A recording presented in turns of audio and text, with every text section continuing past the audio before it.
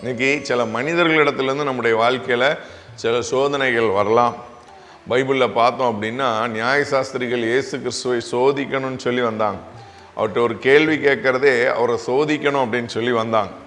ஆனால் உங்களுடைய வாழ்க்கையில் இப்படிப்பட்ட சோதனைகள் வருமானால் மனிதனிடத்தில் இந்த பைபிள் ஒரு இன்னொரு எக்ஸாம்பிள் பார்த்தோம் அப்படின்னா, எலியாவை இசபேல் மிரட்டுறா, நாளை தினத்தில் நீ உயிரோடு இருக்க மாட்ட, உன்னை நான் கொன்றுருவேன். ஒரு ஆளா 450 பாகால் தீர்க்கதரிசிகள் 400 தோப்பு வைக்கிற தீர்க்கதரிசிகளை எய்த்துன்னு எலியா அவளுடைய வார்த்தைக்கு பயந்து சூறச்செடிகளை கடந்து அவன் ஜெபம் பண்ணுறான். ஆண்டவரே நான் சாகணும் ஆண்டவரேன்னு சொல்லி கேட்குறான்.